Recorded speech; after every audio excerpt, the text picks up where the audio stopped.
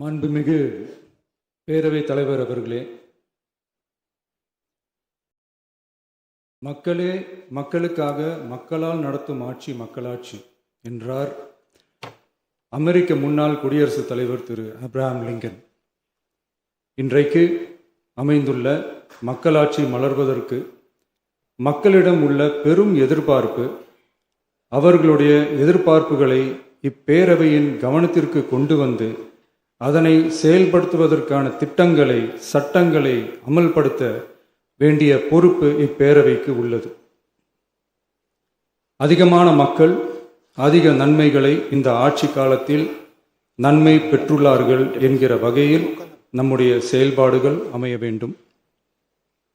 இங்கே அனைவரும் சமம்.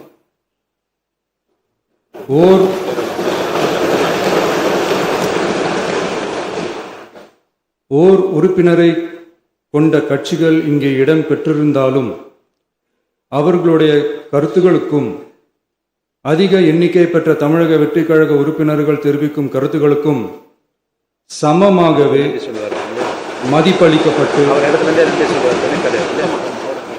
நல்லவை ஏற்கப்பட்டு அல்லவை நிராகரிக்கப்பட்டு ஜனநாயகத்தின் இதயமாகவும் மூளையாகவும் இப்பேரவை செயல்பட வேண்டும். அதற்குரிய வகையில் பெருமை வாய்ந்த வரலாற்று சிறப்பு கொண்ட இப்பேரவையை நடத்தி செல்லும் பண்பை பெற்றுள்ளவரையே தமிழக வெற்றிக் கழகம் முன்மொழிந்து தாங்கள் இன்றைக்கு இந்த ஆசனத்தில் அமர்ந்துள்ளீர்கள். மாண்புமிகு பேரவைத் தலைவர் அவர்களே, தாங்கள் பேரவைத் தலைவராக ஒருமனதாக தேர்ந்தெடுக்கப்பட்டுள்ளீர்கள். தங்களை இந்த ஆசனத்தில் மாண்புமிகு பேரவை முன்னவரும் எதிர்க்கட்சி தலைவரும் தங்களுடைய கரங்களை பிடித்து அழைத்து சென்று அமர வைத்தார்கள். இந்த சம்பிரதாயம் எப்படி வந்தது என்று சொன்னால் சுவாரஸ்யமாக இருக்கும். பெரிய வரலாறு சம்பவத்தில் உள்ளது. இங்கிலாந்து நாட்டில் உள்ள பாராளுமன்ற நடைமுறைகளை போன்றதே நம்முடைய பாராளுமன்ற நடைமுறைகளும். மன்னராட்சி இருந்த காலத்திலேயே அங்க பாராளுமன்றம் இயங்கியுள்ளது. அக்காலத்தில் அனைத்து அதிகாரங்களையும் பெற்ற மன்னரும் இருந்தார், பாராளுமன்றமும் இயங்கியது. அங்கே மன்னர் ஒரு பணியை செய்ய வேண்டும் என்று விரும்புவார். பாராளுமன்றம் அவருடைய விருப்பத்தை பெரும்பாலும் நிராகரிக்கும். மன்னர் விரும்பிய காரியத்தை பாராளுமன்றம் நிராகரித்து விட்டது என்கிற செய்தியை மன்னருக்கு சொல்ல வேண்டியவர் பாராளுமன்ற தலைவர், ஸ்பீக்கர் என்பார்கள். பாராளுமன்றத்தின் கருத்தை மன்னரிடம் சொல்ல வேண்டியவர் ஸ்பீக்கர். அதற்கு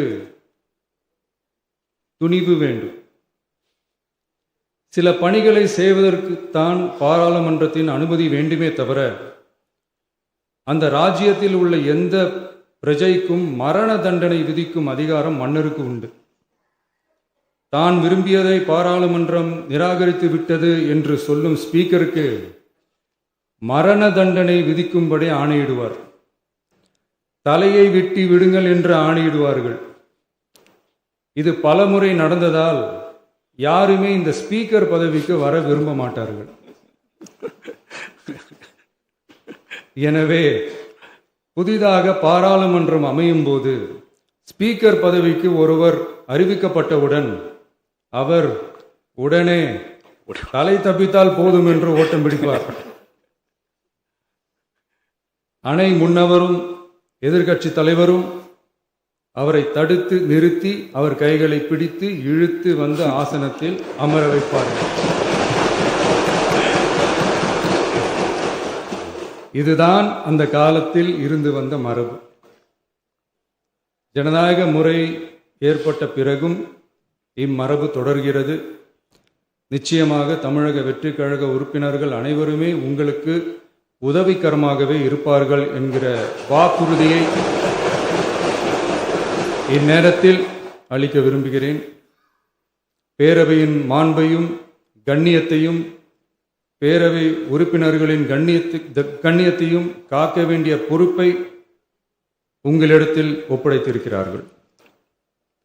தற்காலிக பேரவைத் தலைவர் பொறுப்பில் மிக சிறப்பாக பணியாற்றிய நம்முடைய உறுப்பினர் திரு மூவி கருப்பையா அவர்களை சந்திக்க நேற்றுக்கு சென்றிருந்தேன். அங்கே முந்தைய பேரவைத் தலைவர்கள் படங்களை கண்ணுற்ற போது, அவர்களை பற்றி அறிந்த போது உண்மையிலே எனக்கு பெருமிதம் தந்தது. ஏனென்றால் எடுத்துக்காட்டாக விளங்கும் திரு ஜே சிவ சண்முகம் பிள்ளை, டாக்டர் யு கிருஷ்ணராவ், திரு எஸ் செல்லப்பாண்டியன் அவர்களுடைய வரிசையில் மிக சரியான ஒருவரையே நாம் முன்மொழிந்துள்ளோம் என பெருமை அடைந்தேன். அதே போன்றுதான் நம்முடைய பேரவை துணைத் தலைவர் அவர்களும் நீங்கள் இருவருமே மிக சாதாரண குடும்பத்தில் பிறந்து மக்கள் பணியாற்ற வேண்டும் என்கிற அவாவில் செயல்பட்டு வந்தவர்கள்.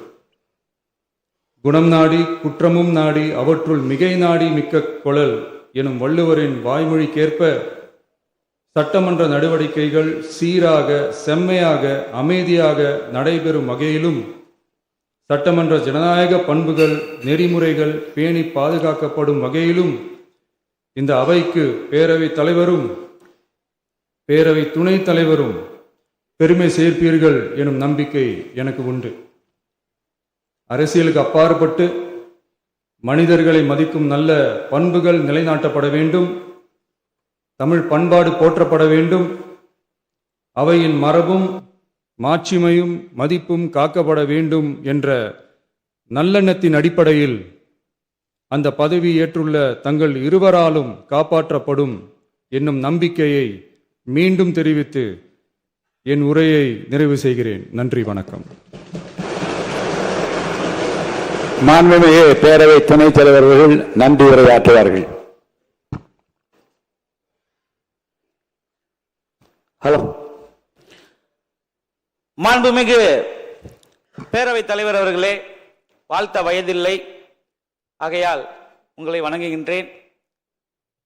வரலாற்று சிறப்புமிக்க இந்த பேரவையினுடைய முதல்வராக இங்கே வீற்றிருக்கக்கூடிய கழகத்தினுடைய தலைவர் அவர்களுக்கும், எதிர்க்கட்சி தலைவர் அவர்களுக்கும் மற்றும் அனைத்து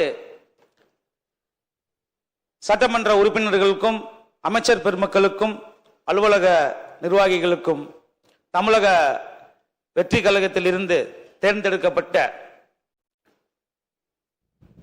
ஒரு நபர் என்கின்ற முறையில் என்னுடைய வாழ்த்துக்களை நான் தெரிவித்துக் கொள்கின்றேன்.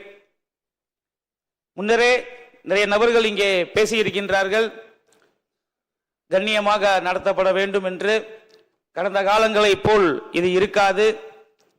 தமிழக